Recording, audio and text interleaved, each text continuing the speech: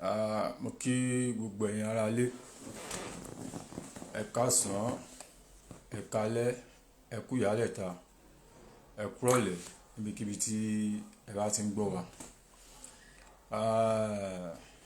A dúpẹ́ fún Ọlọ́run ọba tó dá gbogbo wa, ọba ṣẹ̀dá, ọba ní ọjọ́ gbogbo, àríìró àlà, alálẹ̀dọ̀ ọ̀run, ọba tó ní ká máa bẹ kí bẹ̀bẹ̀ tó máa bẹ, ọba tó tún sì máa wà nígbà tí bẹ̀bẹ̀ ò tún ní sí mọ́. Ọlọ́run ọba yìí òun ni àfọpẹ́ fún. Ẹ̀yin ọmọ Nàìjíríà, ẹ máa kú rògbòdìyàn ní orílẹ̀-èdè wa yìí. A gbà ní àdúrà pé Ọlọ́run bá fi òpin sí i, nítorí pé ó rọrùn ká má sọ mí, ó rọrùn kí a má sọ mí. Kò sí nǹkan méjì tó gbé wa wá sí orí ètò lénìí bí ó ṣe lórí ọ̀rọ̀ ilẹ̀ Yorùbá tí gbogbo á rí bí ó ṣe ń lọ, most especially nípa insecurity ní ilẹ̀ Yorùbá wa.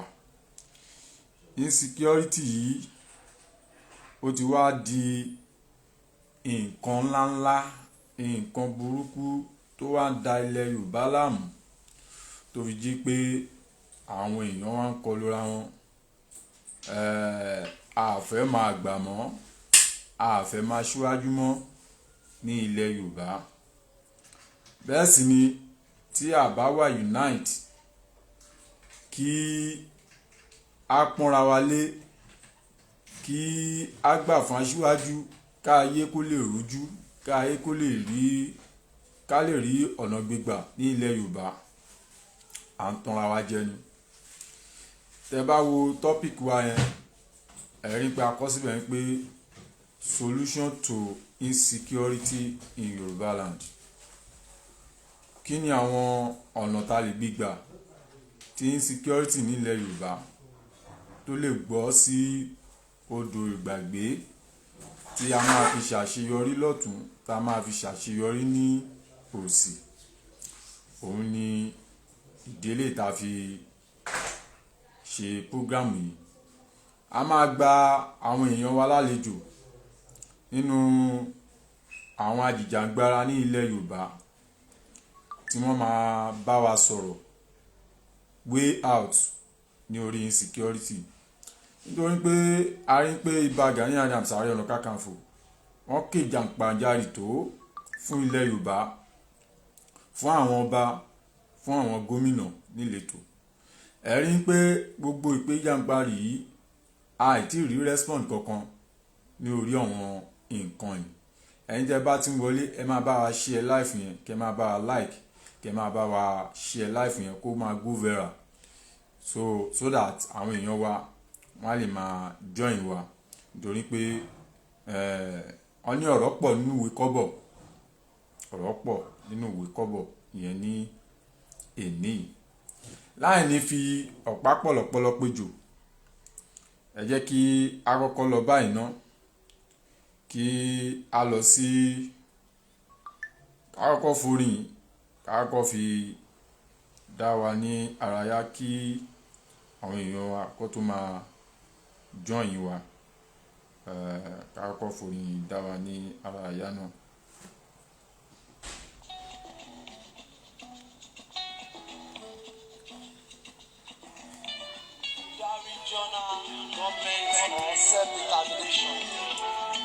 Which way?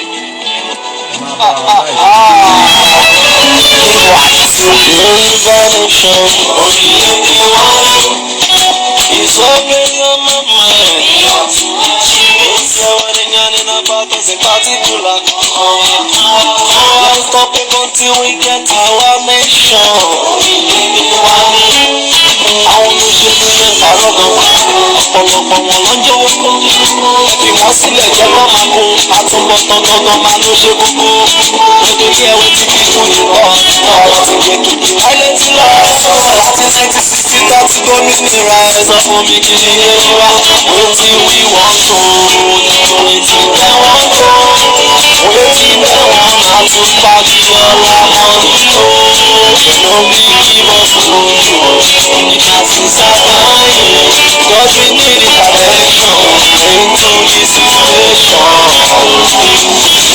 time for election. When we fight and religion, cheat us and deceive us. Agitators can sound like monkey, they fine like monkey, we think right. Our politicians ready to show us love, we should show them love. Lápọ̀. Bó ṣe ń ṣe láyé ara wọn tàn gbájú ọ̀tàn dínkù ọ̀tàn fi wá pàtàn ṣe ẹ̀yẹ. Ìṣòro yẹn parọ́ gan, ọ̀pọ̀lọpọ̀ wọn ló ń jẹ́wọ́ kó. Ẹ fi wọ́n sílẹ̀ jẹ́ kó máa kó, àtúbọ̀tán gangan máa ló ṣe kókó. Gbogbo iṣẹ́ wo ti fi kú lè lọ, ti tèkìtì láyé tí lọ. Láti 1960 tó ti gómìnira ẹ sọ fún mi kí ni kéde wá. Wetin we wan go, wetin dem wan go. Wetin dem wan na to pack your money o. No be give us.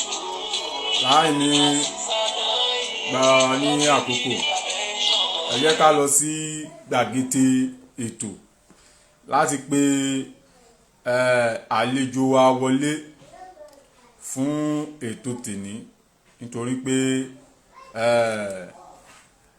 ẹjọ́ lèèyàn kọ́kọ́ kọ́ kéèyàn tó lè jà ẹni ò bá kó ẹjọ́ tó bá lọ jà irú wọ́n máa ń jẹ̀bi ẹjọ́ ni wọ́n dẹ̀ máa ń jẹ̀bi ìjà ni. A máa pe ìkànnà wọn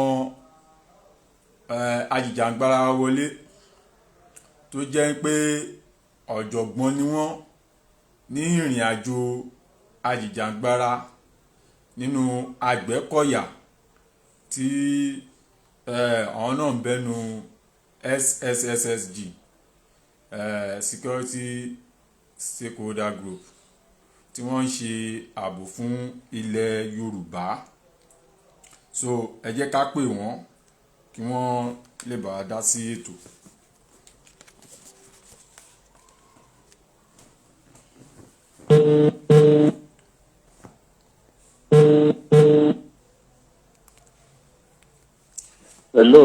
Hello, ẹ káàsán, ẹ kúrọ̀lẹ́ o. Ẹ kúrọ̀lẹ́ sá o. Ẹ wà ní orí ètò báyìí. Ok. Láì ní gbára ní àkókò ẹ bá wa dárúkọ wa fún aráalé. Orúkọ mi ni Ìrètí Adéwọlé. Mo jẹ́ alukoro fún ẹgbẹ́ tí à ń pè ní ẹgbẹ́ Southwest Security Stakeholders. Tọ́ ẹ ṣeun. Nínú ẹgbẹ́ Southwest Security Stakeholder yìí tí ẹ dárúkọ yìí. Bẹ́ẹ̀ni. Ẹgbẹ́ mélòó ló wà nù SSSG yìí àti pé ẹ̀yin gangan fún ara yín ẹgbẹ́ wo ni ẹ belong sí nínú Southwest Security Stakeholder Group yìí? Ẹ ṣé olóòtú. Ẹgbẹ́ Southwest Security Stakeholders ó wà fún gbogbo àwọn ẹgbẹ́ jagunjagun àti ẹgbẹ́ tó ń dáàbò bò ní wọ́n kóra wọn jọ papọ̀. Hello. Mo ń gbọ́ yín. Wọ́n kóra wọn jọ papọ̀ wọ́n wá sọ ẹgbẹ́ yẹn di ẹgbẹ́ Southwest Security Stakeholders. Southwest Security Stakeholders ó jẹ́ ẹgbẹ́ tí wọ́n ń pè ní ẹgbẹ́ tó ń dáàbò bo ilẹ̀ Yorùbá. Àwọn ẹgbẹ́ bíi nínú ẹgbẹ́ yẹn a máa rí bí irú Àgbẹ̀kọ̀yà. Àgbẹ̀kọ̀yà oríṣi mẹ́ta ló wà níbẹ̀. A ní Àgbẹ̀kọ̀yà Peace Movement of Nigeria. A ní Àgbẹ̀kọ̀yà Farmers níbẹ̀. A ní Àgbẹ̀kọ̀yà Solidarity níbẹ̀. Nínú ẹ̀ la ní VGN níbẹ̀. Nínú ẹ̀ náà la ní ẹgbẹ́ tí wọ́n ń pè ní ẹgbẹ́ hunter. A ní professional hunters níbẹ̀. A ní hunters group níbẹ̀. Nínú ẹ̀ náà a tún ní àwọn ẹgbẹ́ kan tó ń pè ní ìṣọ̀kan Oòduà. Àwọn ìyẹn Ọ̀ṣun wọn wà. Nínú ẹgbẹ́ náà a ní ẹgbẹ́ tó ń pè ní concert. Nínú ẹgbẹ́ náà a ní ẹgbẹ́ tó ń pè ní obìnrin àgbáyé, obìnrin òdo àgbáyé. Nínú ẹ̀ náà ni a ní ẹgbẹ́ tó ń pè ní OPC. Àwọn ẹgbẹ́ yìí olóyìnbó ń pè wọ́n ní wọ́n lọ bí 14 àwọn ẹgbẹ́ tó láàmìlaka ní ilẹ̀ Yorùbá tó wà láti dáàbò bo ilẹ̀ Yorùbá láì fi ẹ̀mẹ̀yàkẹyà kankan sí. Èmi tí mò ń bá yín sọ̀rọ̀ gangan ẹgbẹ́ Àgbẹ̀kọ̀yà Peace Movement of Nigeria ni mo wà tí mo tún jẹ́ alukoro wọn bẹ̀. Èèyàn tí ó tún jẹ́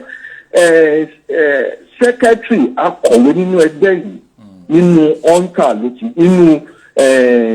nínú BGN ló ti jáde. Ṣùgbọ́n èrò ẹgbẹ́ yìí ní aláṣẹ láṣẹ wa olórí wa tó kó ẹgbẹ́ yìí jọ òun náà ń pè ní Ààrẹ Onakakanfo ilẹ̀ Yorùbá tí a mọ̀ sí Iba Gani Adams. Àwọn ni wọ́n kó jọ láì fi nǹkan ṣe kan nǹkan tó fi kó ẹgbẹ́ yìí jọ nìyẹn. Ẹ ṣeun alukoro ẹgbẹ́ SSSG Southwest Security Stakeholder Group. Ẹ ṣeun ẹ kú ìgbìyànjú fún ilẹ̀ Yorùbá ní agbára Ọlọ́run àájagun mólú. Ẹ bá kí bàbá wa Iba Gani Adams pé Ọlọ́run ọba á bá wọn ṣẹ́gun gbogbo ọ̀tá tó kù ní ilẹ̀ Yorùbá pẹ̀lú àṣẹ Ọlọ́run. Kí ni tá bá wò lọ tá wò bọ̀ ẹ ti sọ ẹni tó jẹ́ olórí fún ẹgbẹ́ SSSG yìí ẹni Iba Gani Adams ni Ààrẹ Onakakanfo ẹlẹ́ẹ̀dógún gbogbo ilẹ̀ Yorùbá.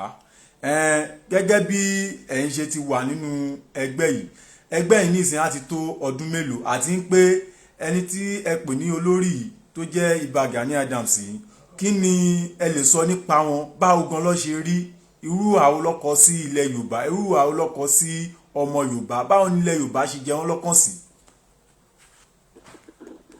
Ẹ ṣe olóòtú Iba Gani Adams àwọn ni olórí ẹgbẹ́ tó ń pè ní OPC ṣùgbọ́n ní ìgbà tí wọ́n ti jẹ Ààrẹ Onakakanfo oyè yẹn jẹ́ oyè jagunjagun fún gbogbo ilẹ̀ Yorùbá ṣùgbọ́n nǹkan kan ni àwọn ọmọ Yorùbá máa ń ṣe a ní ìfẹ́ láti máa jẹra wa lẹ́sẹ̀ láti máa fara wa sẹ́yìn láti máa jẹ́ nǹkan tí a tó láti ṣe nínú ẹ̀jẹ̀ wa ti pẹ́. Gẹ́gẹ́ bí olórí jagunjagun ilẹ̀ Yorùbá a ní ọ̀pọ̀lọpọ̀ jagunjagun ní ilẹ̀ Yorùbá. Àwọn jagunjagun yìí ní nítorí èèyàn kan kò ń jẹ́ àwádé wọ́n fi kó gbogbo àwọn ẹgbẹ́ tó jẹ́ jagunjagun tí ó jẹ́ sí abẹ́ wọn pé ẹ jẹ́ a máa jíròrò fún ìdáàbòbò ilẹ̀ Yorùbá. Ṣùgbọ́n ọ̀pọ̀lọpọ̀ àwọn ènìyàn ìbàjẹ́ ni wọ́n oníkálukú máa ń sọ bá ṣe máa fara wa wálẹ̀ tí èdè míì tí wọn kì í ṣe tó jẹ́ pé wọ́n máa ń gbárùkù tira wọn nítorí ọ̀pọ̀lọpọ̀ nǹkan tí ò ń ṣẹlẹ̀ ní ilẹ̀ Yorùbá ó ti ń ṣẹlẹ̀ kí ló dẹ̀ fà nítorí pé ògiri ti lanu aláǹgbá ti wọbẹ̀. tó à ń gbà fúnra wa ó di ìgbà tí a bá tó gbà fúnra wa kí a tó rí ààbò tó nípọn ní ilẹ̀ Yorùbá nítorí pé kò lè ṣe kó rí má mì but orí tó bá mì yẹn àti yìí tí ó mì òun làwọn ọmọ Yorùbá máa ń mú dání pé lágbájá ṣe báyìí tàmẹ̀dú ṣe báyìí kíní kan ṣe báyìí. Ìgbà tí wọ́n kó ẹgbẹ́ ìjọ ọ̀pọ̀lọpọ̀ ìtàn ní agbọ́ wọ́n fẹ́ kó gbogbo ẹgbẹ́ sáré yọ̀ǹda wọ́n fẹ́ fi wọ́n ṣe OPC wọ́n fẹ́ fi wọ́n ṣe gbá ṣùgbọ́n ìgbà táwa fojúlẹ̀ táwa rí a rí pé ìlọsíwájú àti ìdáàbòbò Yorùbá ló ń wà torí ẹ̀ náà fi kó ẹgbẹ́ ìjọ èèyàn tí ò bá dẹ̀ súnmọ́ wọn nítorí ọ̀pọ̀lọpọ̀ ló máa pé lágbára ìbá ṣe báyìí Ààrẹ Onakakanfo oníwà báyìí ẹlòmíà máa sọ bíi pé wọ́n jọ ń jí wọ́n jọ ń jẹun nípa ìbàjẹ́ ṣùgbọ́n nǹkan tí ò ṣẹlẹ̀ ló ń sọ ṣùgbọ́n wọn tẹ́ni kàn lè sọ ni pé èèyàn tó bá súnmọ́ yàn ló máa mọ̀ èèyàn tán. Àwọn ẹgbẹ́ tó ń bá wọn ṣe lọ́tún lọ́sì lọ́ fi mọ̀ pé wọ́n ní ìfẹ́ Yorùbá ju ara wọn lọ. Nǹkan tí mo rí sọ̀rọ̀ yẹn nìyẹn sà. tọ́ ẹ ṣeun alukoro ẹgbẹ́ SSSG, ẹ ṣeun, ẹ kú ìgbìyànjú fún ilẹ̀ Yorùbá. Láti ìgbà tí a ti wá dá security stakeholder group ilẹ̀ SSSG tí àwọn ajìjàǹgbara bíi 16 tí wọ́n wà nínú ẹgbẹ́ yìí, ọ̀ǹtà oríṣi mẹ́ta, Àgbẹ̀kọ̀yà àti bẹ́ẹ̀ bẹ́ẹ̀ lọ tí wọ́n wà nínú ẹgbẹ́ yìí. Kí ni akitiyan SSSG yìí àti pé àṣeyọrí wo ni ẹgbẹ́ yìí ti ṣe fún ìdáàbòbò ilẹ̀ Yorùbá? Ẹ ṣé bàbá mi, ọ̀pọ̀lọpọ̀ àṣeyọrí ni a ti ṣe. Ìkíní ìgbà tí SSSG South West Security Stakeholder tí a bẹ̀rẹ̀, Iba Gani Adams tó jẹ́ Ààrẹ Onakakanfo ilẹ̀ Yorùbá, wọ́n ṣe ọ̀pọ̀lọpọ̀ awareness. Kí ni awareness tí wọ́n dẹ̀ sọ ni pé wọ́n organize conference tí ó fi hàn pé gbogbo ẹgbẹ́ tó ń pè ní SSG yẹn a show nípa tó lóyìnbó ń pè ní show of strength. Show of strength yẹn a ṣe ní Èkó, a ṣe ní Ògùn, a ṣe ní Ọ̀yọ́, a ṣe ní ibi tí a ti ṣe nìkan ní Èkìtì. Ṣé nǹkan tí mo ń sọ ṣó yé ibi ẹni kọ́lá àti ìṣe? Ṣùgbọ́n ní ìgbà ìwáṣẹ̀ àwọn ọba ni wọ́n máa ń pa àṣẹ, wọ́n máa ń sọ pé òkè ààrẹ aṣígun fún ẹ. Ṣùgbọ́n ìgbà tí ayé ti láyé ọ̀làjú, àwọn gómìnà ló máa ń pa àṣẹ.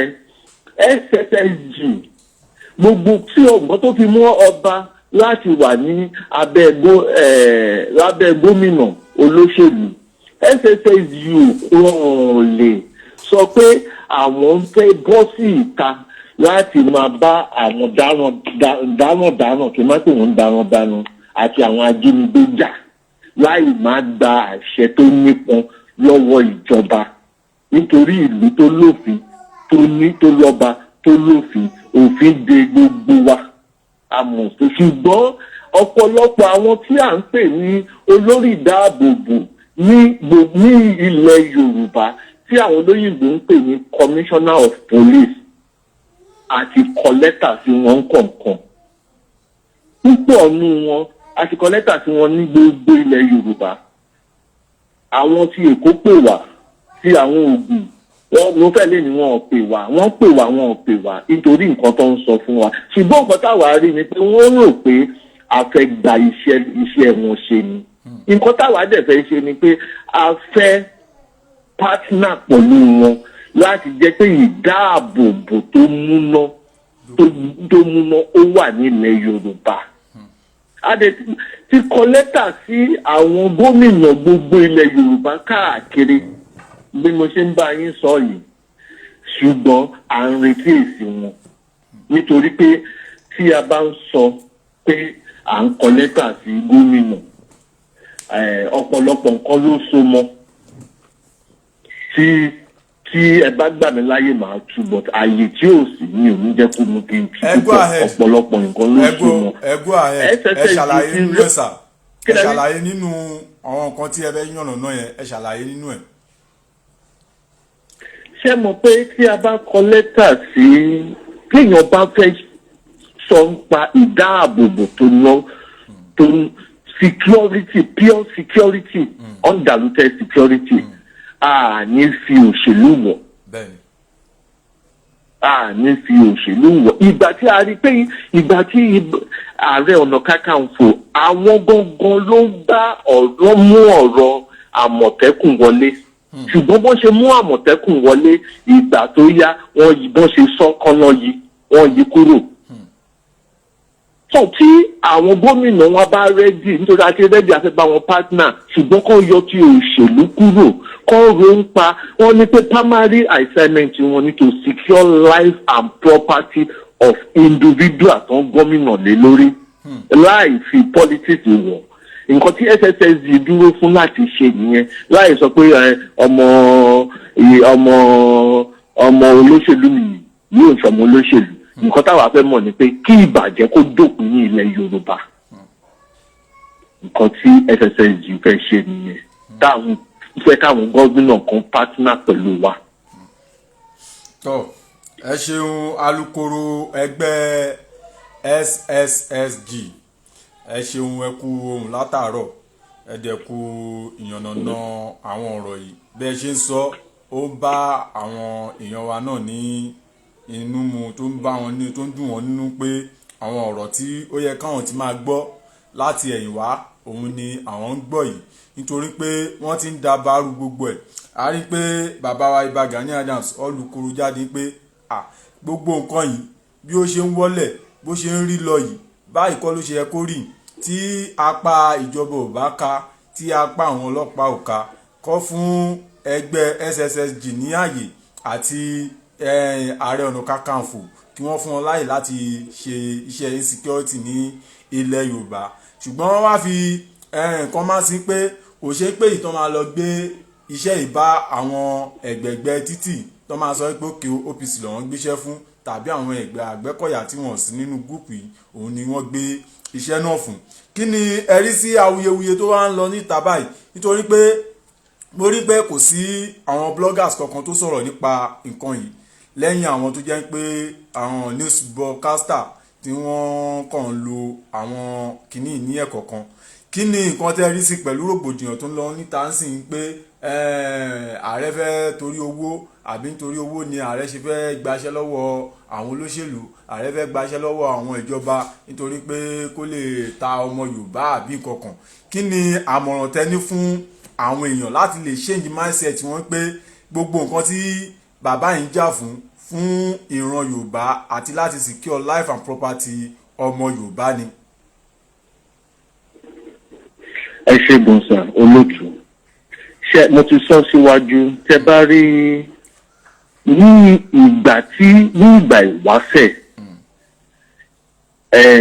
wọ́n kọ́ ọmọ Yorùbá ní àṣà àti ìṣe láti máa bọ̀wọ̀ fún aṣíwájú ṣùgbọ́n ó wá tó stage kan Yorùbá wá kú ìnà wọ́n wá mú ìwà tí ò ń ṣe ìwà wa àṣà wa wọ́n tì í bọ̀ tẹ bá wo nínú ayé tí a wà ń sìn ẹ máa rí pé ọmọ tí ò pé ọmọ ọdún mẹ́wàá a máa bú bàbá tó ti pé 100 years ọmọ tí ò pé ọmọ ọdún 20 ọdún a máa láálí bàbá tó ti bí bàbá ẹ̀ lọ́mọ gẹ́gẹ́ bíi pé òun ló bí nítorí pé àìbọ̀wọ̀ fágbà òun ni ò jẹ́ káyé gún. wọ́n máa ní pé nǹkan tó dẹ̀ ń dá gbogbo ọ̀pọ̀lọpọ̀ Yorùbá láàmú nìyẹn ààbọ̀ fún lórí òun ni ó ń da rúdurùdu ló ń da gbogbo ẹ̀rú ní ilẹ̀ Yorùbá. tí èèyàn kan bá jáde tí a mọ̀ pé jagunjagun ni ó lè ṣe kínní yìí àwọn janujanu wọ́n á dìde wọ́n máa náà wọ́n fẹ́ fà wálẹ̀ ó fẹ́ gbowó ní o ìgbà míì ó fẹ́ ẹ̀yin tí ẹ̀ gbowó kí lẹ ṣe nítorí gbowó gba agbára lágbára lè ṣe kí ló dé tí sọpọ́tì èèyàn tó lè ṣe ó fẹ́ gbowó wọ́n dẹ̀ ń kidnap ọba ó fẹ́ gbowó wọ́n dẹ̀ ń pa ọba ó fẹ́ gbowó ọmọ ìyá wa wọ́n mú wọ́n á gbowó wọ́n á tún gba ẹ̀mí ẹ̀ ṣé àwọn olóyìnbó ń pè kíní kan ṣé àwọn tó ń sọ̀rọ̀ yìí ṣé wọn ò ní feeling woman feeling ni àbí nítorí pé wọn ò tí ì jí wọn fúnra ara wọn gbé àbí wọn ò tí ì jíyàwó wọn àbí ọkọ wọn gbé wọn á ní wọ́n fẹ́ gbowó owó ni àwọn wà áfítà ṣé owó àti ẹ̀mí èwo ló ṣe pàtàkì fún ẹ̀mí wọn gangan fún ayé wọn gangan á ní Ìbá fẹ́ gbowó. Olóṣèlú mélòó ló máa jáde nísìnyí tó máa sọ pé òun ti fún Ìbá ní owó? SSG tá à ń sọ yìí ọ̀pọ̀ máa fẹ́ sọ ti owó ọ̀pọ̀lọpọ̀ ní nǹkan Ìbá ti ná sí tí kò fi wọn ọ̀pọ̀lọpọ̀ ènìyàn tó hàn sáwọn ará SSG tó jẹ́ mẹ́mbà ẹ̀ àwọn wo ló ń pè ní SSG gbogbo lórí jagunjagun ẹgbẹ́ gbogbo lórí ẹgbẹ́ ló ń pè ní Southwest Security Stakeholders wọ́n ń ṣe meeting tó bá dẹ̀ ní nǹkan kan láti ṣe wọ́n máa pe ọmọ ẹgbẹ́ wọn kó support wọn. Ìbá wọ́n ṣe kinní kan láyé ìgbà tiwọn tí mo fún wọn ní olóyìnbó ń pè ní salute. Ní ayé ìgbà kan Àgbẹ̀kọ̀yà peace kò fẹ́ rí Àgbẹ̀kọ̀yà solidarity. Wọ́n bí lè pín ní ọmọdé tó máa ti pàdé nínú kíkan nu wọn kú. Ní ìgbà kan BGN kò fẹ́ rí BGN kejì. Ní ayé ìgbà kan wọ́n ń ta òfẹ́ fojú ríra wọn. Ọmọ ẹgbẹ́ kan náà ni wọ́n ọdẹ kan náà ni wọ́n fẹ́ fojú rí pé kíkan nu wọn kú kọ́ máa lò ó sí lọ. But ní ìgbà tí Ìbá débẹ̀ òun ló dópin ẹ̀.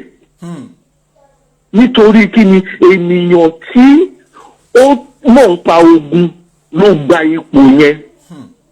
Kí Ìbá tó gba ipò yẹn tẹ́ bá rí pé àwọn jagunjagun ló ń gba ipò yẹn wọ́n dẹ̀ rí ipò làákàkà Ìbá kan tó gbé ipò yẹn fún. Ipò yẹn ò ń ṣe ipò téèyàn ń lọ́bì láti gbà.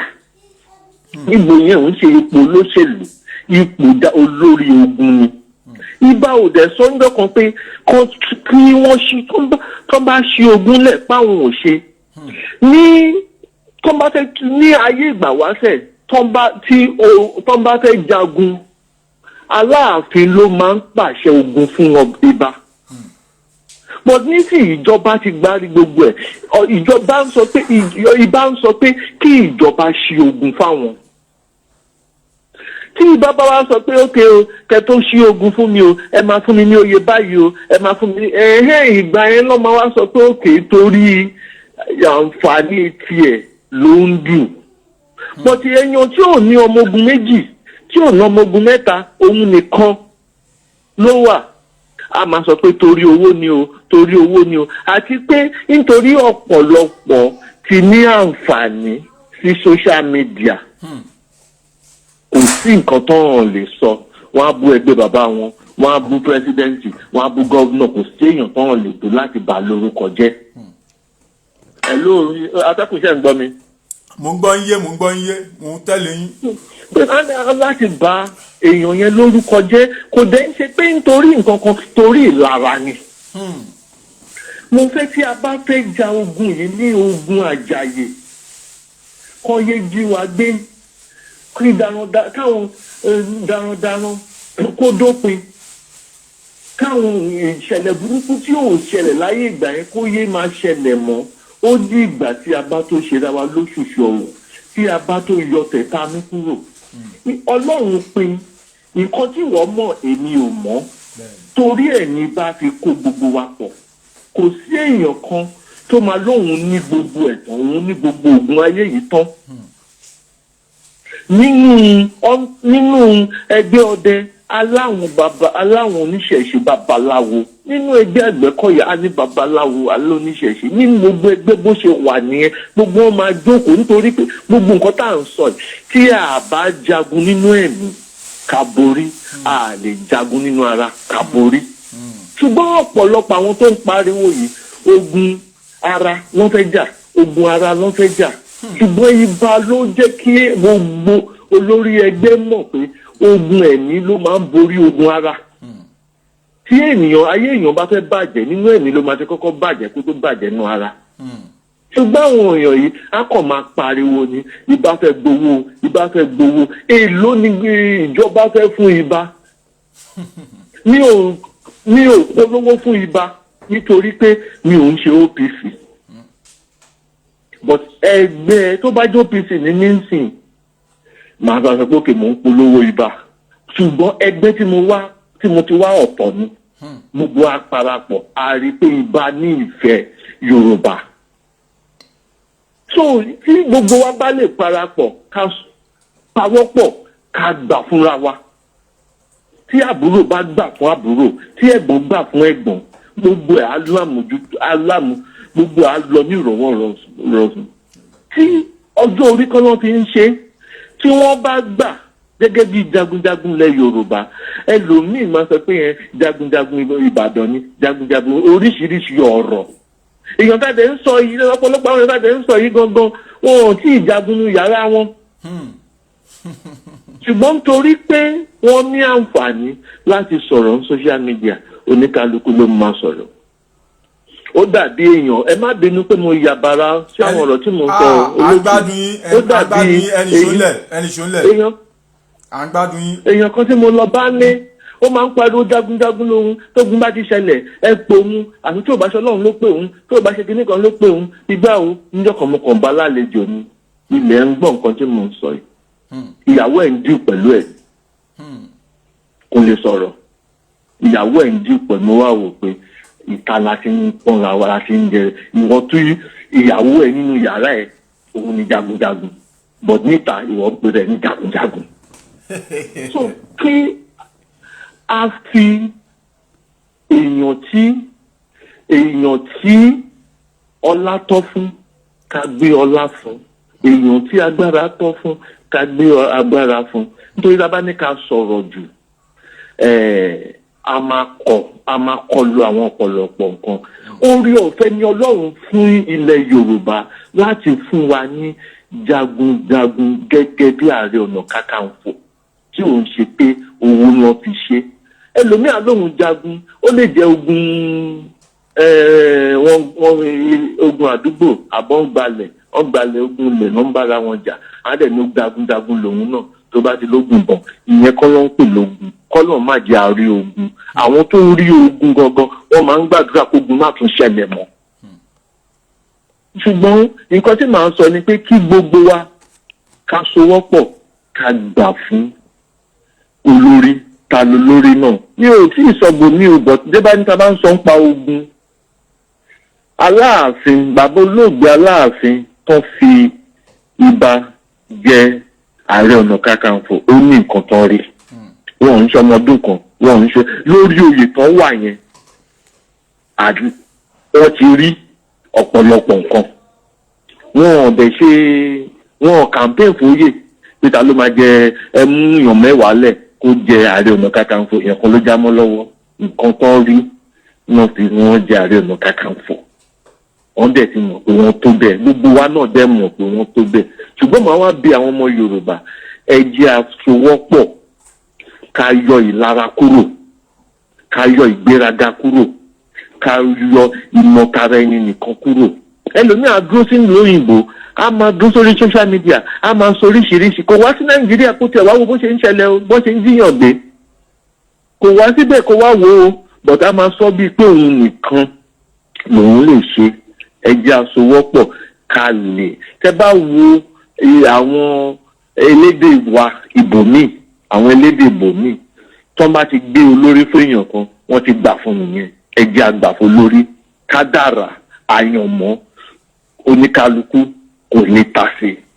Tọ́lọ́run bá ti kọ́ látò ọ̀run pé olórí ni wàá jẹ́, kò sí bí wàá ṣe jẹ́ èrò ẹ̀yìn. Tọ́lọ́run bá lè ti kọ́ pé èèyàn kan ti wà lérò ẹ̀yìn, ó bá fà olórí wálẹ̀, èrò ẹ̀yìn yẹn ni wàá dúró sí. So ẹ jẹ́ a gbà fúnra wa ká lè sowọ́pọ̀ láti ṣẹ́gun, láti mú ìdáàbòbò wọ ilẹ̀ Yorùbá. Nǹkan tí mo rí láti sọ nìyẹn bàbá mi. Alukoro ẹgbẹ́ SSSG, South West Security Stakeholder Group. In fact, ẹ ti yànnàná ọ̀pọ̀lọpọ̀ ọ̀rọ̀ tó ṣe pé bí ọmọ Yorùbá tí ò bá sí ọ̀tẹ̀ ń bẹ̀, tí ò ṣe pé wọ́n ń try láti máa ṣe diversion of distraction ní orí ọ̀rọ̀ tí Iba Gani Adams sọ lórí ààbò ilẹ̀ Yorùbá. Ọ̀rọ̀ tẹ́ kàkalẹ̀ gan ó tó láti fi ronú fún ọmọ Yorùbá. Ìbéèrè tí àwọn èèyàn sẹ́ndì sí mi tó jẹ́ àṣekágbá ní orí ìbéèrè tí màá bí náà ni pé a rí àwọn kan tó ṣe pé ìsọkúsọ wọn pé Ààrẹ Onakakanfo tó bá rí ẹgbẹ́ o tó bá ti lè tọwọ́ bọ ẹgbẹ́ yẹn báyìí ó máa ba ẹgbẹ́ yẹn jẹ́ ni àbí ó máa ń gba owó á máa bẹ̀bẹ̀ ní àwọn ẹgbẹ́ tó bá kú jọ wípé ẹ dáwó fún mi mò ń lọ pátí, ẹ dáwó fún mi mò ń lọ bí gbá, ẹ dáwó fún mi mò ń lọ bí gbá, bí ìgbà tí gbá yẹn pé olórí wà tó ń sọ pé kó máa dáwó fún òun láti ṣe ilé ayé ẹ̀. Kí n máa mú ọ̀rọ̀ lọ sí ọ̀nà tó jìn nítorí pé ẹ̀yin àgbàlẹ̀ sọ pé bí oko ò bá jìn ìlà kì í kó, especially ní orí SSSG yìí tí ẹ̀yin náà jẹ́ alukoro níbẹ̀ yìí láti ìgbà tẹ́ ti ń ṣe ẹgbẹ́ yìí. Ẹ jọ̀ọ́ ṣé ibà ní kẹ́yìn ẹgbẹ́ yìí kí ẹ dáwó rí fún ààbò ilẹ̀ Yorùbá, bóyá a fẹ́ ṣe bí àwọn bàbá wa ṣe máa ń ṣe, tá a máa pa ẹni májòpọ̀, tá a máa gbé ọ̀pìnlọ̀ ṣọlẹ̀ pé ẹ̀ọ́dà ẹ̀yin ẹgbẹ́ o ẹ dáwó, àbí a fẹ́ jẹun ẹ̀yin ẹgbẹ́ o ẹ dáwó. Irú pàápàá jùlọ irú àwọn summit tẹ ní ẹ̀yin SSSG máa ń ṣe tẹ́ ti ṣe káàkiri tó dẹ̀ kù Èkìtì àti Ondo tí wọ́n ti ṣe irú stakeholder meeting yẹn.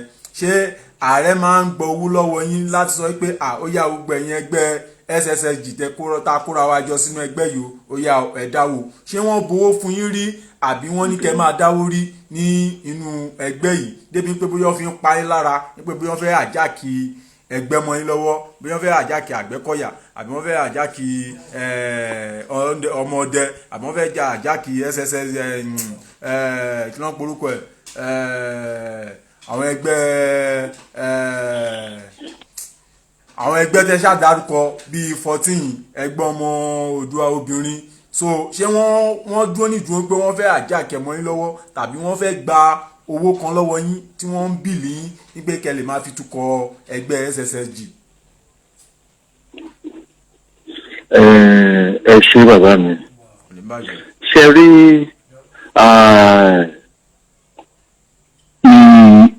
mo bí máa bẹ̀rẹ̀ bọ̀ máa bẹ̀rẹ̀ báyìí. Ìyá ìmọ̀ abínú ẹni kò mọ̀ọ́ka ìmọ̀ wá wù. Ṣe rí ìlú bí màá ṣe dáhùn ẹ̀yìn ìlú, gbogbo ìlú tá à ń wà yìí ọdẹ ló máa ń tẹ̀ lúdó. Sóyè ọdẹ ló ń tẹ gbogbo ìlú dó. Inú ọdẹ tán bá ṣe ọdẹ lẹ máa wá rí Àgbẹ̀kọ̀yà.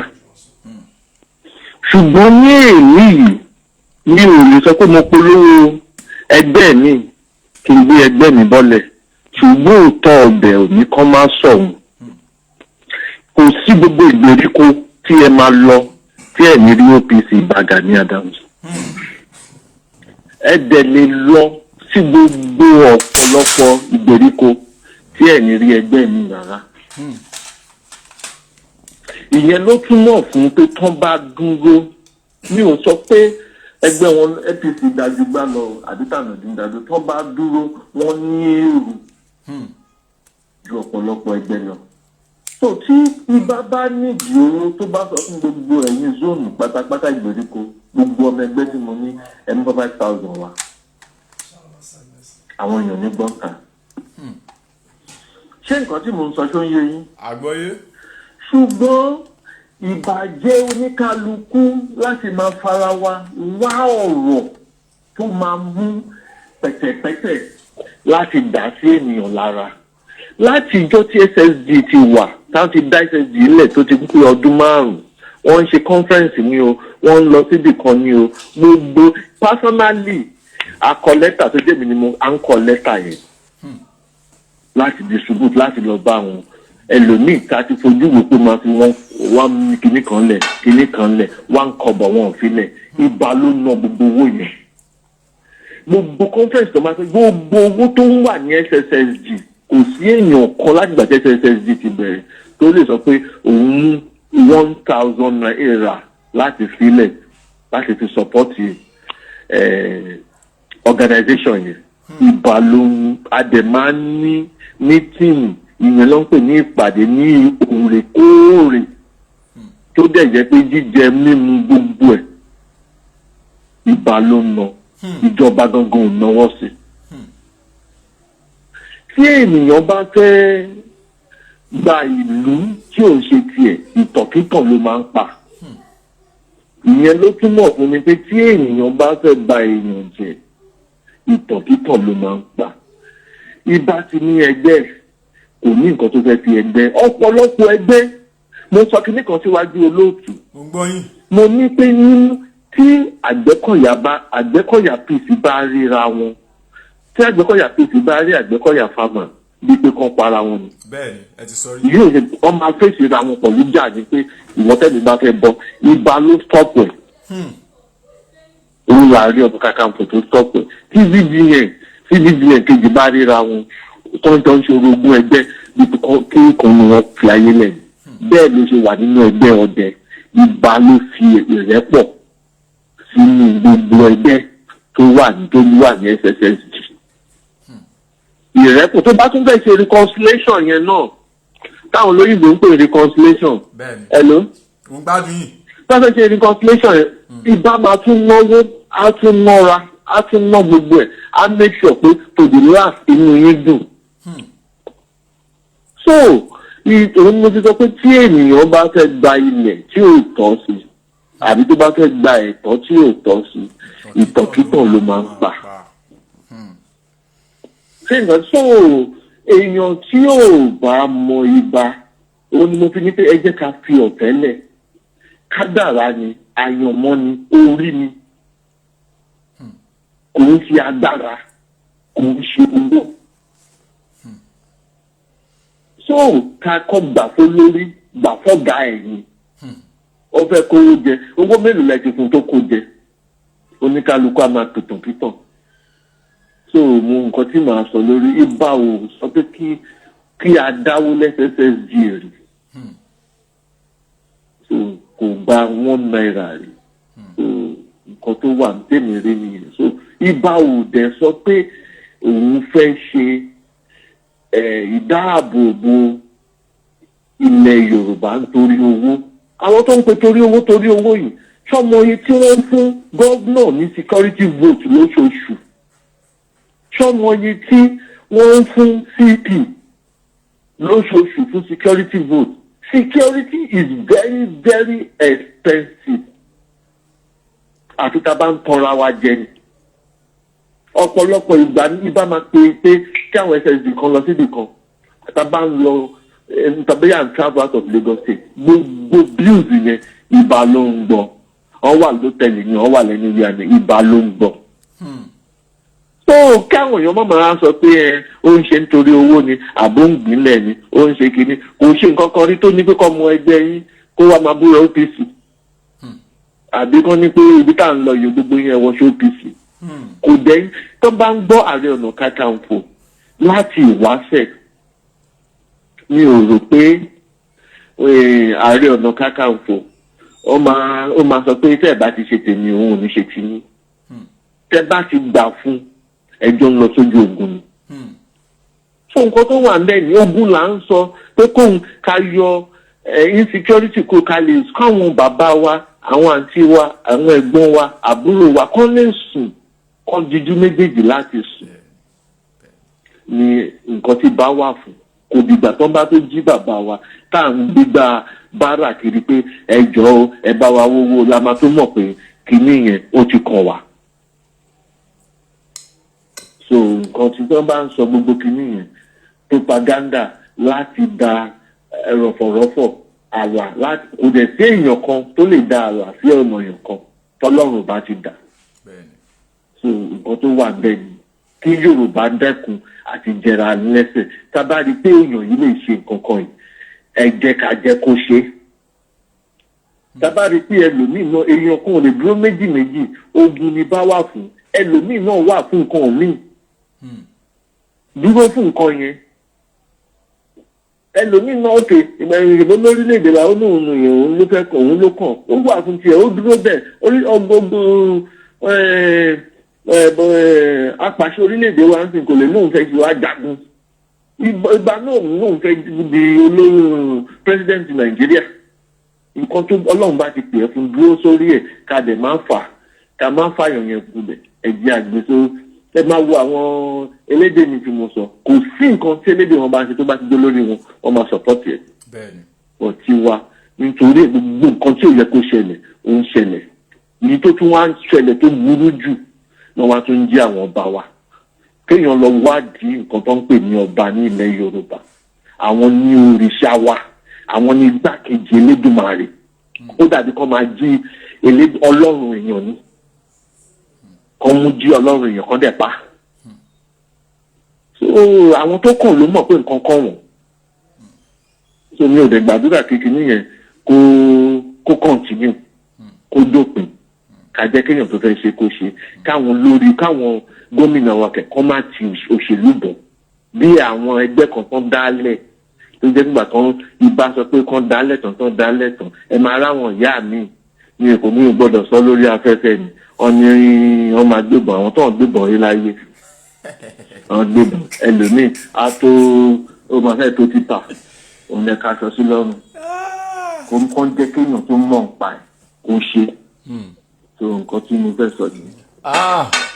Alukoro ẹgbẹ́ bàbá mi sẹ́yìn SSSG Southwest Security Stakeholder ẹ ṣe gan adúpẹ́ lọ́wọ́ yín ní orí àwọn ìyànnàná ọ̀rọ̀ àti ìbéèrè sí ìdáhùn wa tí a béèrè lọ́wọ́ yín adúpẹ́ ní ọwọ́ yín fún clarification tí ẹ ṣe lórí àwọn ìrìn àjò SSSG àti àwọn ẹgbẹ́ tí ó wà nínú SSSG yẹn àti bí ẹ ṣe sọ̀rọ̀ nípa ààrẹ bí wọ́n ṣe ń ní ẹgbẹ́ SSSG lára tó jẹ́ pé àwọn ògbọ́n fúnra wọn ni wọ́n fìnánsì ìrìn àjò yẹn àdúpẹ́ ní ọwọ́ yín mo bìlífù mo dẹ̀ nígbàgbọ́ pé ìjọ mi ta bá tún pè yín fún ìdí kan àbí ìkejì ní orí ètò yìí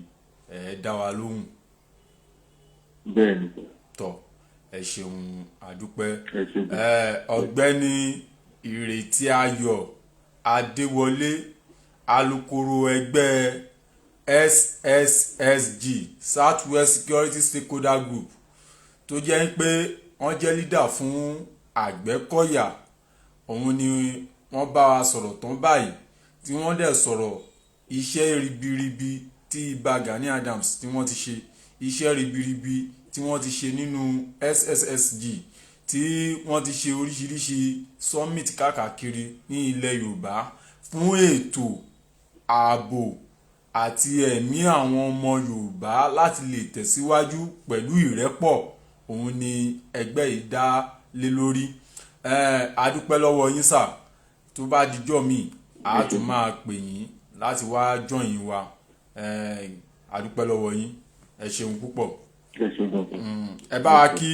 gbogbo aráalé àti àwọn èèyàn tó ń wò wá kí ẹ sì fún àwọn ọmọ Yorùbá ní àmọ̀ràn lórí pé kí a jọ lo ìfẹ́ ká má fi etí ẹ̀tanú etí ìlara etí àìní àgbọ́ra-ẹni-yé ní ilẹ̀ Yorùbá kí a má máa fi gbọ́ra wa so that ilẹ̀ Yorùbá lè rojú hàn nílé kó wa lẹ́rú.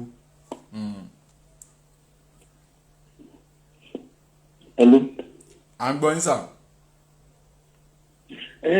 èmi kàn máa bẹ àwọn ọmọ Yorùbá ẹ jẹ́ ká sọ̀rọ̀ wa ní ká fira wa fi oṣooṣù ọ̀rọ̀ ká yọ ìlara ẹ̀gàn kúrò kí a lè lọ síwájú nítorí pé Ọlọ́run mọ̀ bó ṣe ń tó nǹkan ó bá èèyàn kan lénìí tó bá di ọ̀la Ọlọ́run náà rántí wa ẹ jẹ́ ká yọ ìlara kúrò ńbẹ̀ nǹkan tí màá sọ ìlara àti ẹ̀gàn ká mú ìrẹ́pọ̀ as our watchword ìfẹ́ as our take home kí ilẹ̀ Yorùbá lè lọ síwájú ká má máa sọ pé owó nítorí pé ayé yìí náà owó yìí náà àfọwọ́bà filẹ̀ ṣùgbọ́n nǹkan tá a bá ṣe la máa dín àwọn èèyàn máa sọ pa ẹ̀ nǹkan tí mo rí láti fi bẹ àwọn ọmọ Yorùbá nìyẹn.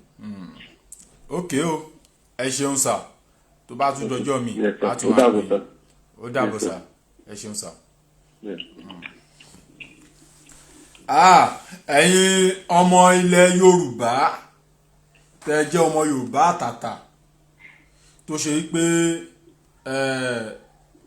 ọmọ Odùduwà gangan nìyí, èmi máa bẹ̀ yín, máa rọ̀ yín.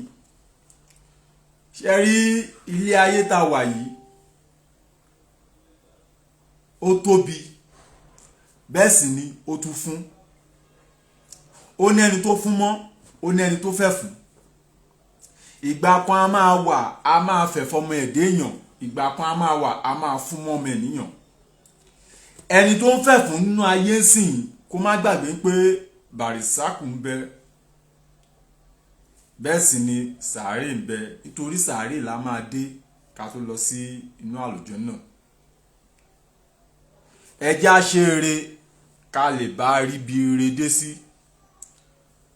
Bá a gbàgbọ́ nínú kìrìsìtẹ́nì, bá a gbàgbọ́ nínú mùsùlùmí, bá a gbàgbọ́ nínú ìṣẹ̀ṣe, ihun tí Ọlọ́run bá nífẹ̀ẹ́ sí ni pé èrò ọkàn ẹ ní ìkọ̀kọ̀ òun ló ṣe kókó. Ṣé á rí mi láàrin àwọn èèyàn ni, nítorí pé èrò ọkàn òun lọ́lọ́run bá máa fi ṣe kíni, ló máa fi ṣèdájọ́ fún ní kálukú. Ìyẹn ní ẹ̀gbẹ̀bẹ̀ yẹn. Mo wá fẹ́ fi fídíò kan wọ̀n fún aráyé nípa pé àwọn ọlọ̀tẹ̀, àwọn ẹni bí yẹn ń gẹ fìlà mi dáadáa, tí wọ́n ń sọ pé tí ogun bá ṣẹlẹ̀ ní ilẹ̀ Yorùbá, Iba Gani Adams wọ́n máa ń gbọ́n físà wọn pẹ́pẹ́pẹ́, passport wọn pẹ́pẹ́pẹ́, wọ́n máa ń travel out.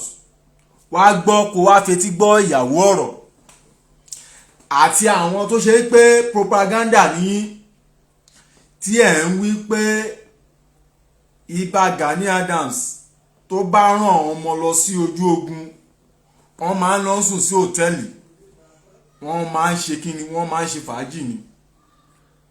Bá mi, ìyá mi, tọrọ astaghfirullah, tọrọ ìdáríjì ẹ̀ṣẹ̀ ní iwájú Ọlọ́run Ọba lórí ọ̀rọ̀ Iba Gani Adams o. Nítorí pé èmi gẹ́gẹ́ bí ẹnìkan mo ṣe ìwádìí, mo rìnrìn àjò kó tó di pé mo darapọ̀ kí n tó ní loyalty 100% pẹ̀lú Iba Gani Adams ni. Bí mo ṣe wà yìí, mo difficult gan nínú ẹ̀mí àti spirit tó ń bá mi rìn kí n tó lè gbà fún yàn. Nítorí pé èmi gangan fún ara mi àǹjọ̀nú èèyàn ni mí. Kí n tó wá lè sọ pé mo gbà fún èèyàn with my loyalty lórí ìrìn àjò fún ilẹ̀ Yorùbá, mo ti wádìí lórí ẹgbẹ́, mo ti ṣèwádìí lórí olórí yẹn ni. Ìwọ tó ń sọ pé Iba Gani Adams tó bá rí ogun ó ń sá, tàbí tó bá rán ọmọ lọ sógun 130 ní orí ẹ̀, ó ṣe mistake o. Màá gbé ọ̀rọ̀ yẹn lọ sí orí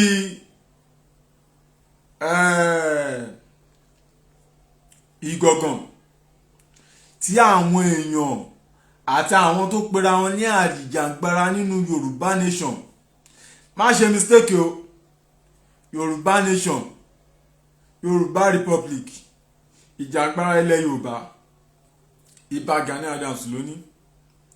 Mo dẹ̀ ṣì máa ṣètò kan lórí Laji Abbas ní àwọn ètò tó ti ń ṣe ní 2020 títí di 2023 ní orí ilẹ̀ Yorùbá àti Sunday Igboho àti Iba Gani Adams. Mo máa ṣe program lórí ẹ̀, mo ṣe coalition gbogbo àwọn nǹkan yẹn papọ̀, nítorí pé ìrìn àjò ti tèmi kò sí fún ìbà ilẹ̀ Yorùbá jẹ́. Ibi téèyàn bá ṣe tí ò dáa, ẹ jẹ́ ká sọ fún pé ohun tó ṣe ò dáa. Ibi tó bá ṣe tó kù díẹ̀ káàtó, ká mọ̀ pé ó ṣe kù díẹ̀ káàtó. Ṣòtìyé ibẹ̀ yẹn kọ́ mo fẹ́ yà sí ní ìrìn àjò tí mò ń lọ báyìí. Ìwọ tó ń sọ pé ọ̀rọ̀ ìgangan lórí Iskilu Wakilu, gbogbo ẹni tó bá tẹ́ ẹ ṣe fídíò lórí ẹ̀, tẹ́ ẹ ní àṣírí Iba Gani Adams ti tú, ẹ listen kẹgbọ́rọ̀ mi kẹ́dẹ̀ wo fídíò yìí. tí ò bá ń ṣe pé ẹ ti gba owó, ẹ ti ń gba àbọ̀dè fún ilẹ̀ Yorùbá. Ta ló ṣẹ̀, ta là ń fi ìkanra mọ́, ta lẹni bí, ta lẹ̀ ń mú ní ẹni àbùkù. Ṣé gbogbo nǹkan tí Iba Gani Adams bá wá ṣe òun ni ká wá máa gbé sórí social media pé báyìí ló ṣe rìn, báyìí ló ṣe rìn? Ìrìn àjò pọ̀, iṣẹ́ ń lọ lábẹ́lẹ̀ ní oríṣiríṣi. Ààrẹ náà ni ìta àti ṣe nísìnyí báyìí tí South West Security Stakeholder tí wọ́n ti ṣànàná lórí ẹ̀, tó jẹ́ alukoro ẹgbẹ́ yẹn tí wọ́n ti sọ̀rọ̀ lórí ẹ̀. Ìwọ tó ò báyìí tí ìjọ wa ní ẹ̀yìn sẹ́yìn, padà lọ wo fídíò yẹn kó gbọ́ ọ̀rọ̀ tẹ́ ẹni yẹn sọ. Àgbẹ̀kọ̀yà ni o, kò ń ṣe ọmọ ẹgbẹ́ OPC, kò ń ṣe ọmọ ẹgbẹ́ OPC. Kí n má bá òpó lọlé olóró lọ too much, òun ni pé àwọn kan sọ ẹnu yánmọ́yánmọ́ pé ní orí ọ̀rọ̀ Ìgangan tí wọ́n lọ mú Iskilu Wakilu, terrorist tí wọ́n ní ń dọ̀fẹ́, ó ń ṣe gbá kan, ó ń ṣàwó kan ní Ìgangan. Táwọn kan lọ sọ pé our former state coordinator ní Ọ̀yọ́ state ipò òun ló ṣiṣẹ́ yẹn, kò rí bẹ́ẹ̀. Tó bá mọ̀ pé o wá lè challenge mi, máa bọ̀ wá challenge mi lórí ọ̀rọ̀ yẹn, most especially Laji Abbas. Laji Abbas tó bá lè challenge mi ní orí ọ̀rọ̀ tó fi ń pòkìkì kiri tí àwọn bloggers kan tó jẹ́ pé àtẹnujẹ àti jẹ àti mú lórí social media, kí wọ́n bá wọn send star, kí wọ́n bá wọn steady star, kí wọ́n bá wọn send owó, kí wọ́n bá wọn like, kí wọ́n bá wọn recommend page yẹn so that wọ́n á lè ṣe kíni, wọ́n á lè rí owó ní orí social media.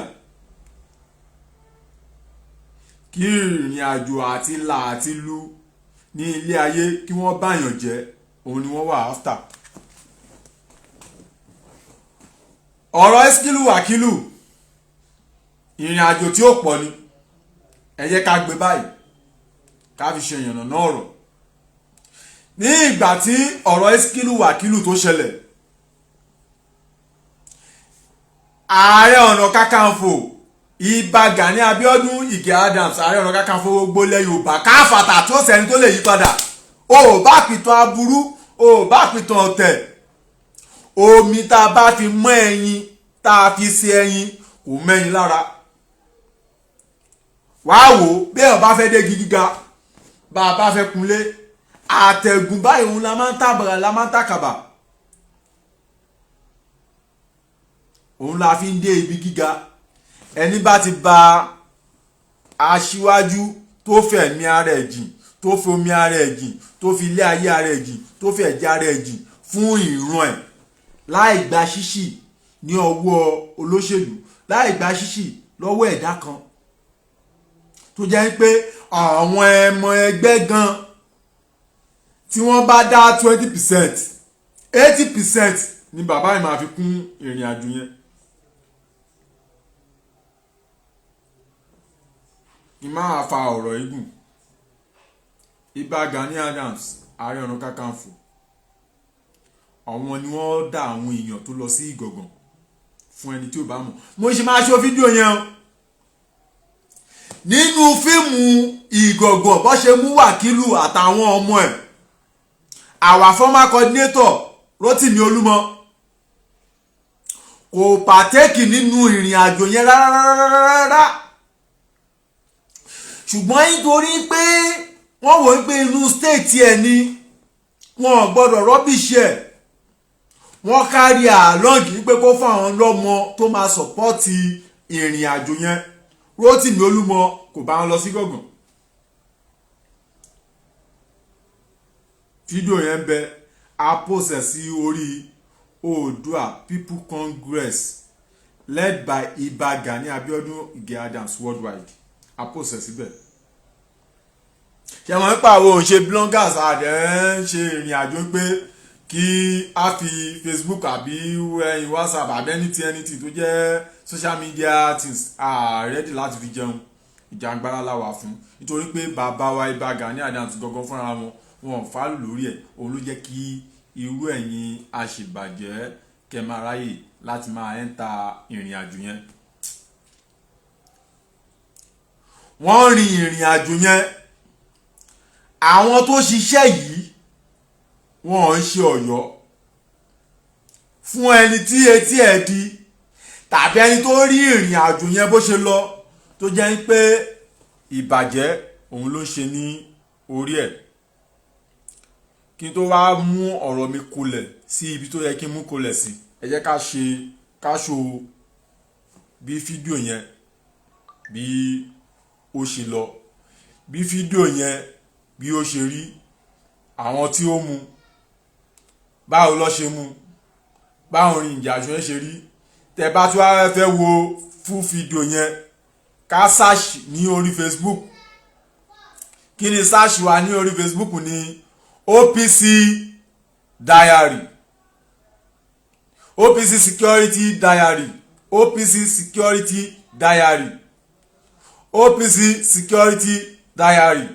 Tá bá lọ sí orí OPC Security Diary, a rí gbogbo iṣẹ́ tí ẹgbẹ́ OPC ti ṣe through Iba Gani Adams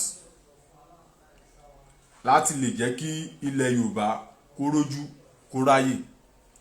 Ẹ yẹ ká wo fídíò bí wọ́n ṣe mú Wakili pẹ̀lú coordinator wa ní Abuja.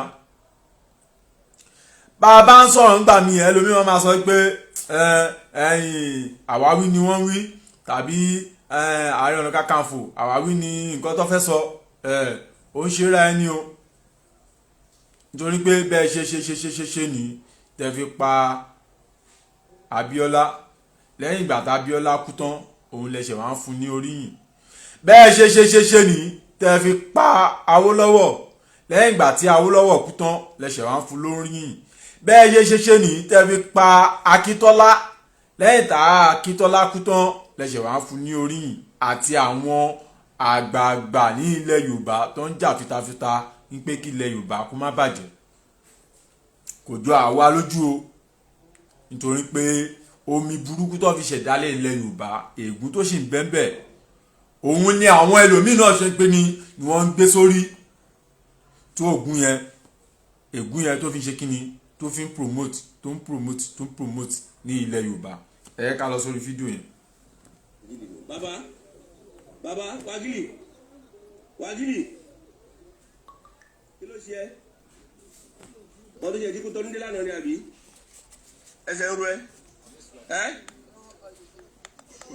Pẹ̀lú ọjọ́ orí yìí bàbá ṣó da kẹ máa níwá lára. Ojú wa ń dùn yín. Nígbà wo lẹ ti dé sí ẹ máa bá wa tẹ love, kẹ máa bá wa tẹ like, kẹ máa bá wa share program yẹn, kẹ ẹ máa bá wa comment. Bàbá ẹ sọ̀rọ̀ náà kí n lè fi sílẹ̀ kí n gbé yín padà lọ sí ẹ̀yìn abúlé yín. Ọdún lẹ ti dé Bàràpá? Ọdún lẹ ti dé Bàràpá?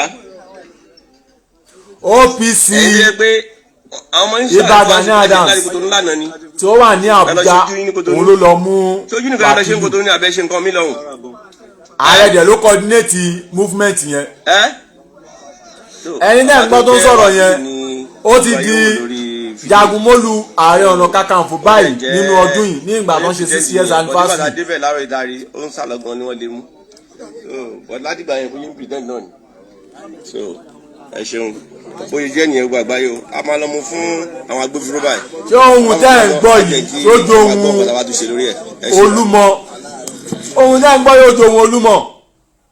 Olúmọ ò sí nínú ìrìn àjò yẹn rárá. Ìwà tí Wakili ṣé bàbá ẹni Wakili ni àbẹ́gbọ̀n ẹ̀? Báwo ló jẹ́ sí ẹ? Wakili kí ni báwo ní Wakili ṣe jẹ́ sí ẹ? Ṣé gbọ́n ni Wakili ni àbí àbúrò ẹ̀? Nú báwo? Ta ni Wakili? Bàbá yìí ṣe bí bàbá tiẹ̀ ni? Bàbá tiẹ̀ ni? ẹ̀gbọ́n bàbá tiẹ̀ tún ni. ẹ̀gbọ́n bàbá ẹni Wakili. kí ló kọ bàbá tiẹ̀. kí ló kọ bàbá ẹ. lórúkọ kí ló bàbá. Simonu. ìlú wo lẹ ti wá sí Ìbàràpá yìí. nílùú wo lẹ ti wá sí Ìbàràpá. ìlú wo lẹ ti wá. àní ìlú wo lẹ ti wá. ṣé Kánò ni Kaduna ni Sokoto ni Abuja ni Fúlàní wà láwùjọ tó o kì í ṣe ajẹ́ pé Nìjẹ́ ní àbí o kì í ṣe Nàìjíríà kò sí Fúlàní ìṣọmọ Abuja ṣé Fúlàní kọ́ wà tó jọmọ Abuja ni Gbági ló ní Abuja so o kì í ṣe Yorùbá o kì í ṣe Nàìjíríà Nìjẹ́ ilẹ̀ ti wá àbí Nìjẹ́ ilẹ̀ ti wá ó wàá mọ state yẹn tó ti wá àbí so kí lè fẹ́ gbà nù ẹ máa ní arábìnrin lára ẹ wá bá wa gbé nínú Ìbàràpá ẹ wá ní wá lára ń bíbá ẹ wá ń pa wá ẹ ń ṣàwọn èèyàn wa léṣe so ọwọ́ wa tẹ̀ yín sìn ọwọ́ àwọn òkè so dà bẹ́ẹ̀ tó bá yẹ pé bẹ́ẹ̀ ṣe ń ṣe làwọn afẹ́ ṣe fún yín kọ́ yìnbọn fún ọ̀rọ̀ kan pẹ́ tàbí wọ́n ṣe aládàáni sìn wọ́n ní Yorùbá kò dá wọ́n á la mọ́fíìsì àtẹlẹwọ́ wa. ọmọ tó yìnbọn lára ìjọ sá lọ yẹn kí lórúkọ ẹ tó bá ti sọ fúrúkọ ẹ fún mi sìn ọmọ. ìgbà tí ó ti dé ṣe bí ó ti bá mi níbẹ̀ láti lówó tí. no ṣe sùúrù bọ̀tí wọn náà gbọ́rọ̀ bọ̀ yẹn òun gbọ́ ń gbà tí bọ̀ yẹn ń dún. ẹ̀yin pé àwọn ọmọ Wakili yẹn wọ́n sọ Yorùbá. ta ló ń jẹ́ Jamai àní Jamai kí lórúkọ ẹ̀gbọ́n yín tó yìnbọn tó gbọ̀n ọ̀kadà láti tó sá lọ yẹn. ọgbọ́n ìbọn. mo ní kí lórúkọ ẹ̀ sókè fún mi ẹnìkan ń gbẹ́nu. gbọ́ Yorùbá bí ẹ ló ń sọ Yorùbá. wọ́n sọ fún ọ̀gá nísìnyí á fi ẹ́ sílẹ̀ láti báyìí ni.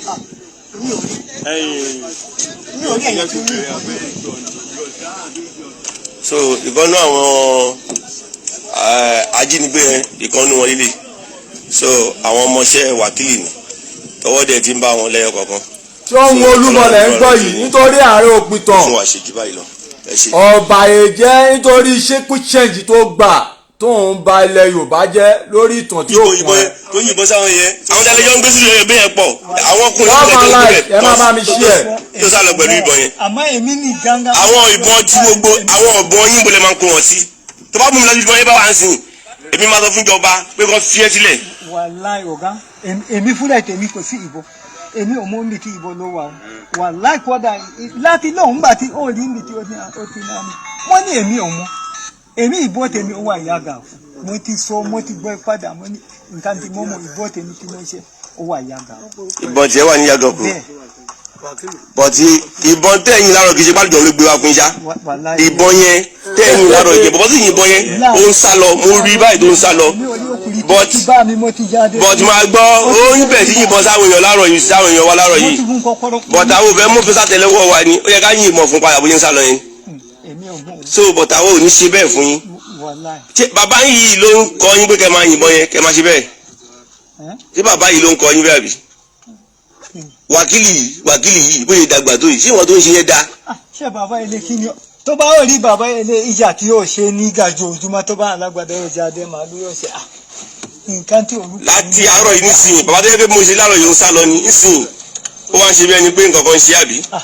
ó jẹ mọ́. níbo ló ń lọ ìbò lọ sí Faransé kí ló lọ sí Faransé. lójú ni ó ti lọ ní asibiti. ó lọ sí Faransé lọ sí ojú. ó lọ sí ojú ní Faransé àbí. so Faransé yẹn ti máa ń kó bọ̀ wọnú ìlú wa àbí. ní Faransé ló ti máa ń ra àwọn ọ̀bọ̀n yẹn wá àbí. mo ní kwarakú nínú bùkún. kí ló lọ ṣe ní Faransé. ó lọ ṣe ojú ẹ̀ ní Faransé. bọ̀dé ó ti Faransé dé lánàá nísìnyí ńgbà tí ọwọ́ wa tẹ̀ tọwọ́ àwọn aráàlú tẹ̀ tó ń sìn ó wá ń ṣe bíi pé àìsàn ṣe àbí ẹ má wọrí a ń fààyè fún ìjọba so ìjọba mọ nǹkan tó máa ṣe lórí ọ̀rọ̀ yín àlẹ́ mi èmi mọ̀ pé a ń fààyè fún ẹ jẹ́wọ́ ibi tí bọ́ yẹn bá wà àtàwọn ọmọ yín tẹ́jọ́ ń kó iṣẹ́ bí wàá sọ fún mi. ibẹ̀ ni ẹnìkan lòun. kan nínú ikọ̀ ètò aláàbò ti OPC. ibẹ̀ ni ẹnìkan lòun Lájí Abbas ló fẹ́ máa gbé Òjó Fáìnà tó ń gbé ọ̀rọ̀ iṣẹ́ OPC led by Iba Gani Adams fún ìjàngbara àti ààbò ẹ̀tọ́ ìlú ilẹ̀ Yorùbá tí ààrẹ ọ̀dà wọn láti Abuja láti wá ṣiṣẹ́ ní Ọ̀yọ́ tó fẹ́ máa gbé fún ọ̀dàlẹ̀ nínú ẹgbẹ́ wípé òun ni ó ṣiṣẹ́ yẹn lórí ìrìn àjò yẹn. Ṣé rí ẹ̀yin ọmọ Yorùbá ẹ ká jẹ́ kí nǹkan yé wa àfibiṣó lóore tá a bá lọ dẹ́kun ẹ̀ ní ilẹ̀ Yorùbá tá a wà yìí. Ọlọ́run máa fi tírélà àti kọ̀ńténà ru ìyà wá fún wa nílẹ̀ Yorùbá ni. Wọ́n máa fi kọ̀ńténà ru ìyà wá bá wa ní ilẹ̀ Yorùbá ni. Àbá fi ìyìn fún olóore ní ilẹ̀ Yorùbá káyé tàbùkùn olóore ní ilẹ̀ Yorùbá. Mi ò ní fẹ́ fún wa ní evidence yẹn kó pọ̀ jù bẹ́ẹ̀ lọ. Bẹ́ẹ̀ ni máa fi àdàgbà ètò yìí rọ̀ sí ní ọjọ́ tèmi. Mo dúpẹ́ lọ́wọ́ onílé, mo dúpẹ́ lọ́wọ́ àlejò, mo dúpẹ́ lọ́wọ́ ọ̀rẹ́, mo dẹ̀ dúpẹ́ lọ́wọ́ alábòsí tó fi etí ẹ̀gàn gbọ́ ọ̀rọ̀ wa. Kò ní pẹ́ kó tó yé gbogbo wa, ṣùgbọ́n àwọn ò ní lajú kalẹ̀ kẹ́ bà ilẹ̀ Yorùbá jẹ́ tàbí kẹ́ bà ìrìn àjò Iba Gani Adams jẹ́ àtẹgbẹ́ OPC. A máa ṣe ọ̀nà náà ọ̀rọ̀, a máa enlighten láti lè mọ̀ pé bí ìrìn àjò yìí bí ó ṣe rí nì. A dúpẹ́ lọ́wọ́ àlejò wa tá a gbà lónìí náà tó pè wá láti SSSG Southwest Security Stakeholder fún ìjàngbara ààbò àti ìṣọ̀kan ilẹ̀ Yorùbá tí àwọn ẹgbẹ́ tó jẹ́ bíi 13 tí wọ́n kóra wọn jọ sínú ẹ̀ láti ṣe ààbò fún ilẹ̀ Yorùbá. A dúpẹ́ lórí ọwọ́ alukoro náà. A lè dúpẹ́ lọ́wọ́ bàbá wa Iba Gani Adams Ààrẹ Onakakanfo gbólẹ̀ Yorùbá lóògùn ọ̀fẹ́ o. A máa rí pẹ́ ẹ̀mí Ọlọ́run ò lè fi fún àwọn ọ̀tá mú. Ẹni bá ní ẹkú ló máa ṣíwájú yín dọ̀hùn. Ẹni bá ní ẹrùn òun ni kò ní lólé ayé ìpẹ́. Àpadárí tọ́ka àpaláyà ń tèrè. Ẹran tọ́ka bá pa ẹnu bọ́n ní kú sí. Ẹran tí àwọn àgbẹ̀ bá pa ẹnu ayé ló kú sí. Bọ́ká bá pẹran títí ẹ̀ afàyẹ́ ìgbúlẹ̀. Bí kìnnìún bá pẹran títí ẹ̀ afàyẹ́ ìgbúlẹ̀. Bóògùn bá pẹran títí ẹ̀ afàyẹ́ ìgbúlẹ̀. Gbogbo ẹni bá ní ilẹ̀ Yorùbá yóò ní rújú tó máa ní òun máa da ilẹ̀ Yorùbá ẹ̀ láàmú. Àwọn tó náyé afàyẹ́ àwọn gbúlẹ̀ ni o. A pa wọn ní ìpọ́nà fọṣù. A pa wọn, a dá wọn lórí, a dá wọn lápá, a dá wọn lára. Bó ṣe máa rí nìyẹn o. Ẹ̀yin olólùfẹ́ wa tẹ́ ẹ bá a join lẹ́nìí, a dúpẹ́ lọ́wọ́ yín. A máa fi eléyìí ṣe lọ. Àní fi lè dágbére lékú lọ́wọ́, àní fi lè dágbére lárùn lọ́wọ́. Gbogbo ẹni bá nífẹ̀ẹ́ Yorùbá ní pé kí ilẹ̀ Yorùbá kó dáa kó nítumọ̀. Àwọn tó náyé á jẹ́ kí ọjọ́ ayé tòun náà kó nítumọ̀. Bó ṣe máa rí nìyẹn o. Ìtawí àrọ̀ mọ́. Bye for now. Ẹ ṣé o. Ó dìgbà kan náà. Odò àgbéwà ilẹ̀ Yorùbá ò ní bàjẹ́.